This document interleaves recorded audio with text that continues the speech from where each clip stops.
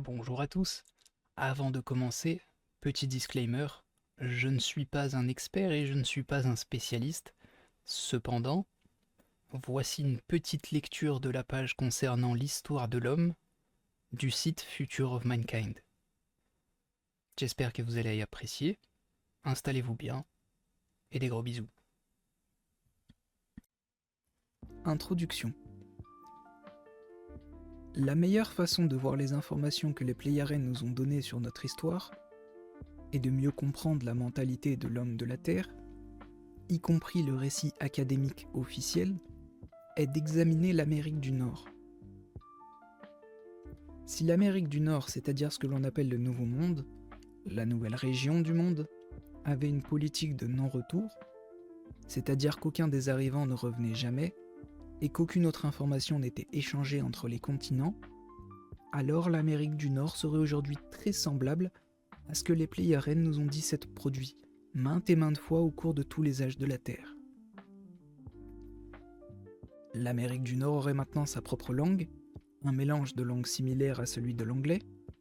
Elle aurait une apparence légèrement différente de celle de ses ancêtres, un système juridique et politique différent, ainsi qu'une série de nouvelles religions. Cela est vrai dans une certaine mesure aujourd'hui, mais avec une rupture absolue, chaque variable ouverte qui n'a pas été transférée change. Les premiers immigrants en Amérique du Nord n'étaient pas toujours très instruits, comme c'est le cas, nous dit-on, pour toutes les autres immigrations, y compris entre les mondes, où tout ce qui est apporté et développé devient partie intégrante du nouvel établissement, c'est-à-dire de l'évolution. Il se peut même que la région autour de New York aujourd'hui ait fait partie d'une forme de mythe de la création, ou du moins que tout ait commencé sur la côte Est ou quelque chose de ce genre. Heureusement, à ce stade de l'histoire, nous disposons de moyens de communication, de technologie, d'une langue commune, de moyens de transport et de diverses traditions culturelles et d'interactions sociales. Mais dans le passé et peut-être à l'avenir, ces éléments ne seront pas toujours présents. La même chose s'est produite dans les régions où il existait une forte barrière linguistique et où la motivation pour apprendre à communiquer n'a pas été développée, a été détruite ou limitée d'une autre manière. Avant l'Europe. Les Pléiadiens nous disent qu'avant l'Europe, les Européens vivaient autour de la mer Noire, qu'avant cela, nous avions quelque chose qui équivalait à une mondialisation, ce qu'on appelle Atlantis, et qu'avant cela, et avant cela encore et encore, plusieurs autres redémarrages de petits fragments d'histoire et de culture ont été transférés, tandis que d'autres ne l'ont pas été, tandis que d'autres aspects des civilisations précédentes semblent surgir, ici et là, et prendre des formes différentes. Il en sera de même si, à l'avenir, nous recolonisons Mars et que par la suite, la communication est à nouveau interrompue.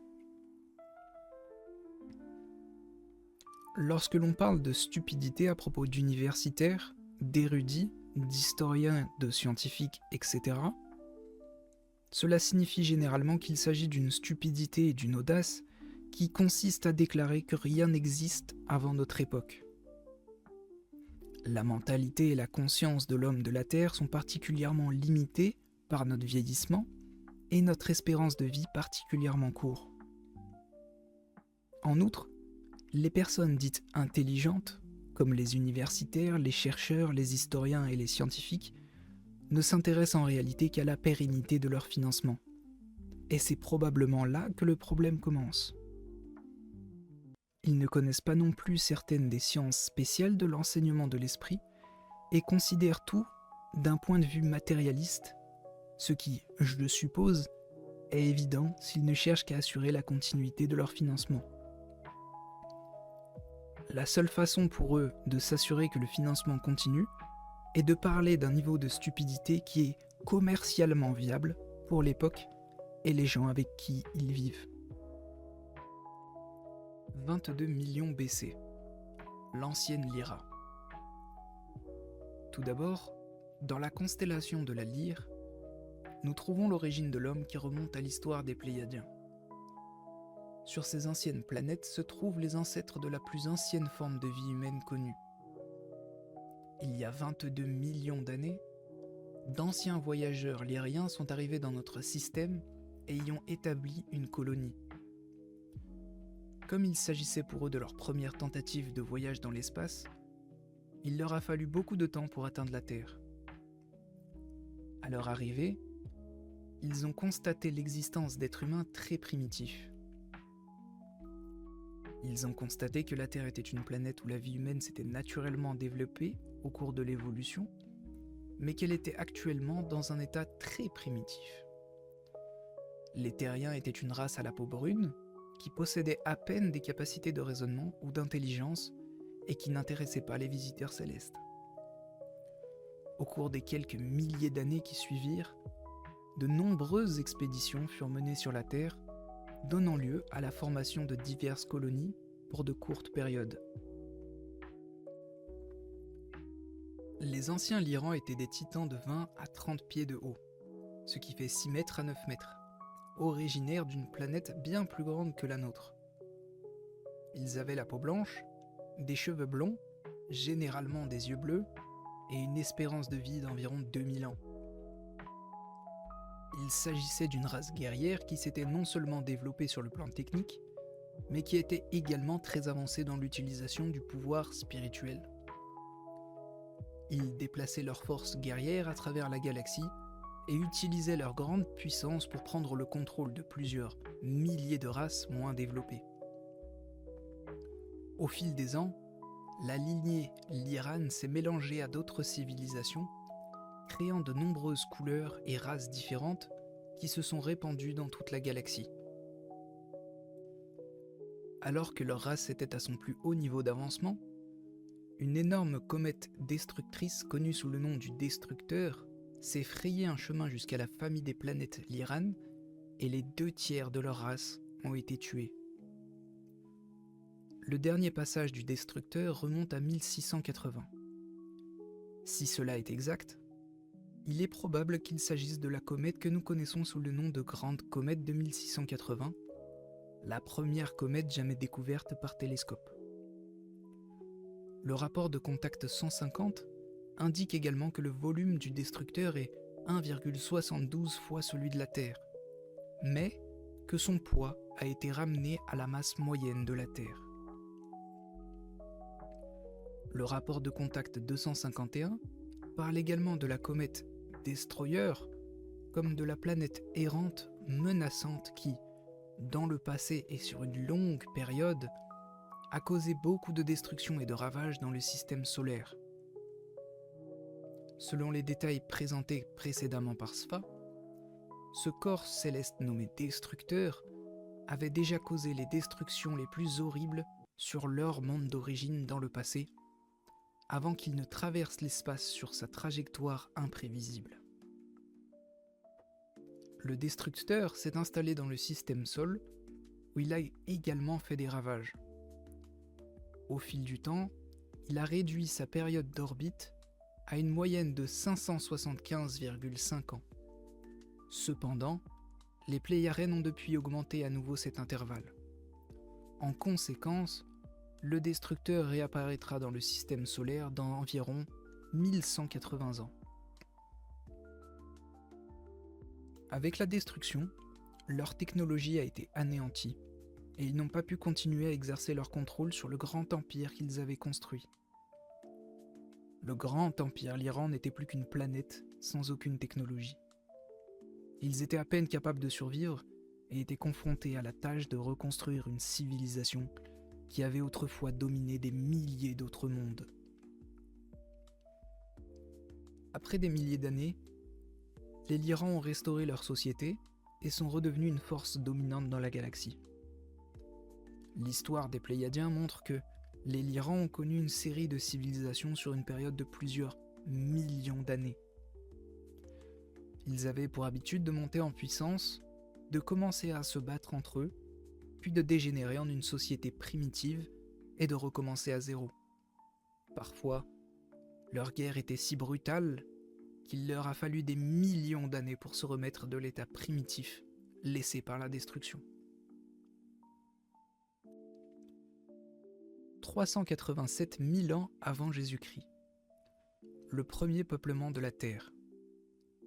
Ce n'est qu'en 387 000 ans avant Jésus-Christ que les Lyrans ont de nouveau eu un impact sur la Terre. Une nouvelle guerre avait ravagé la Lyre et de nombreux perdants avaient fui pour se mettre à l'abri. Ils ont voyagé à travers le cosmos et sont arrivés sur Terre comme lieu de refuge. Les humains locaux étaient primitifs et n'opposaient aucune résistance à leur technologie de pointe. Il fut décidé qu'ils resteraient et construiraient une colonie. De retour à Lyra, on découvrit qu'un groupe important avait fui vers la Terre et des vaisseaux furent envoyés à leur recherche. À leur arrivée sur Terre, ils furent dégoûtés et consternés par les conditions de vie qui y régnaient. Les terriens locaux étaient utilisés comme esclaves et maltraités. Beaucoup étaient utilisés dans des expériences où ils étaient accouplés à des animaux, tandis que d'autres étaient défigurés, violés ou mutilés. La colonie était un exemple du côté le plus sombre de l'homme. Vivant dans la dégénérescence et la saleté, il a été décidé de laisser la colonie sur Terre, de lui retirer toute sa technologie, y compris ses vaisseaux spatiaux, et d'abandonner les 144 207 soldats lyrans à leur propre sort sur Terre. Cette colonie s'est éteinte après plusieurs milliers d'années, et les esprits des soldats lyraniens restés sur place ont rejoint le monde des esprits de la Terre. Les 144 207 soldats lyraniens dégénérés s'incarnent désormais ici, aux côtés des habitants d'origine. L'effet qu'ils auraient sur la Terre l'éloignerait à jamais d'une évolution normale. L'histoire des Lyrans a continué à se répéter pendant des milliers d'années, jusqu'à ce que, après avoir retrouvé un haut niveau de technologie, ils construisent des machines de vol avec des moteurs à rayons et se lancent à nouveau dans le cosmos. Leurs chefs étaient de grands scientifiques qui comprenaient le pouvoir spirituel, et ils commencèrent à nouveau à conquérir d'autres races. Leurs chefs réalisèrent rapidement les pouvoirs illimités des forces spirituelles et les développèrent jusqu'à ce qu'ils deviennent les maîtres de ces grandes forces, devenant ainsi connus sous le nom d'Ishwish, ce qui signifie Dieu ou roi de la sagesse. La grande puissance de leur esprit leur a permis de vivre pendant des milliers d'années et ils ont régné sur d'innombrables civilisations. Les dirigeants Ishwish régnaient avec un pouvoir cruel et la population a fini par se révolter. La guerre a duré près de 4 siècles, causant la mort de 60% de la population et détruisant presque les 3 mondes du système de Lyra. Il semblait que personne dans les systèmes de Lyra n'échapperait à ce massacre qui a fait ravage il y a 230 000 ans. 228 000 ans avant Jésus-Christ. Le vol de la lyre aux Pléiades. Un Ishwish nommé Azael a vu venir la faim et a fui les guerres avec 360 000 personnes, dans 183 grands vaisseaux spatiaux, capables de transporter plus d'1 millier de passagers chacun, et 250 petits vaisseaux de reconnaissance spatiale, pouvant transporter un équipage de 3 personnes. Ce groupe de Lyran a erré dans l'espace pendant de nombreuses années, jusqu'à ce qu'il tombe sur un système stellaire composé de 254 soleils bleus, encore jeunes. Il y avait déjà quelques planètes colonisées, où vivaient des peuples primitifs, mais ils ne représentaient pas une grande menace pour la grande technologie lyrienne. Ils débarquèrent et construisirent leur nouvelle société sur 3 planètes différentes, autour d'une étoile qu'ils appelèrent Taygeta. La vie était dure et difficile, et il a fallu 300 ans pour que leur civilisation se développe et s'adapte à leur nouvel environnement. Des millions de Lyrans ont fui les grandes guerres et se sont installés dans Orion, les Hyades et les Pléiades. Après le développement de la nouvelle civilisation, Azaël ordonna qu'il recommence à explorer et à conquérir d'autres mondes, comme il l'avait fait à Lyra. Les puissants vaisseaux à propulsion se lancèrent dans l'espace et établirent une fois de plus un règne de tyrannie sur les planètes d'êtres moins développés et les placèrent sous leur contrôle. C'est à cette époque qu'ils découvrirent le système connu sous le nom d'Hespérides. Une jeune forme de vie humaine sous-développée s'y trouvait et fut rapidement conquise et tomba sous le contrôle du vaisseau d'Azaël. Une fois de plus, les Lyrans exerçaient leur pouvoir sur les autres et commençaient à imposer leurs lois dans toute la galaxie. Il semble que les forces de l'avidité et du pouvoir soient bien ancrées chez les Lyrans, étant donné que la paix semble leur échapper à chaque fois. Après des millions d'années de guerre et d'effusion de sang, ils n'avaient toujours pas appris à s'entendre pacifiquement avec les autres races. Les anciens Lyrans se sont tournés vers Orion, les Iades et les Pléiades, et ont fondé de nouvelles colonies. Les planètes des Pléiades ont rapidement prospéré et se sont étendues à la Terre, à Mars, aux Hespérides et à Malona. 226 000 ans avant Jésus-Christ. L'époque de Pléra. 70 ans de conquête avaient atténué la soif de pouvoir d'Azaël, et sa vie de règne sanguinaire prit fin lorsque le père des Pléiades mourut. Le contrôle de la nouvelle race des Pléiades revint à sa fille, Pléia, une Ishrish, la forme féminine d'un Ishwish, qui, comme son père, avait le sang d'un guerrier. Désireuse de faire progresser leur grande société, elle ordonna aux vaisseaux d'exploration de repartir à la recherche de nouveaux mondes susceptibles de tomber sous sa coupe. Alors que les vaisseaux se déplacèrent à nouveau dans l'espace pour explorer, ils rencontrèrent la trace de la comète destructrice qui, il y a tant d'années, avait été la force destructrice qui avait mis la fin à l'Empire Lyran. Dans la queue de la grande comète, ils découvrirent des débris des planètes de l'ancienne Lyre, l'ancienne Lyra. Il fut décidé de suivre la comète pendant un certain temps et d'étudier sa trajectoire violente. C'était la force destructrice qui avait changé l'histoire de Lyra et causé la mort de milliers de mondes. Et maintenant, elle avait amené les guerriers des Pléiades dans un petit système solaire et dans le foyer d'une petite planète appelée Terre. 225 000 ans avant Jésus-Christ, la Terre est redécouverte. À leur grande surprise, ils y ont découvert un petit groupe de personnes non civilisées. Certains ayant la peau brune et remontaient à l'origine de la vie sur Terre. D'autres étaient de couleur mixte, mais la plupart avaient la peau blanche et une forme d'esprit lyran. Les Pléiadiens étaient tombés sur une colonie fondée par leurs anciens ancêtres lyraniens qui avaient dégénéré en une société primitive. Émerveillés par la nouvelle, par la découverte de la vie humaine et d'une ascendance commune, ils décidèrent de coloniser 3 planètes différentes dans le système et de poursuivre la chaîne familiale. La nouvelle de leur découverte fut envoyée sur les planètes d'origine et suscita apparemment l'intérêt de Pléra, qui ordonna une grande migration. En très peu de temps, des milliers de voyageurs des Pléiades arrivèrent et créèrent des sociétés sur la Terre, sur Mars et sur Malona. Malona était une planète qui existait à l'époque au-delà de l'orbite de Mars. Il ne fallut que quelques années pour qu'une petite guerre éclate sur Terre et que de nombreux scientifiques retournent dans les Pléiades, laissant les 3 planètes se développer d'elles-mêmes. Pléra n'était pas satisfaite de cette situation et ne voulait pas que ces nouvelles colonies soient détruites. Elle a donc envoyé une flotte pour mettre fin à la guerre et les choses se sont calmées. Merci à tous de votre attention et passez une délicieuse journée ou nuit. Au revoir à tous.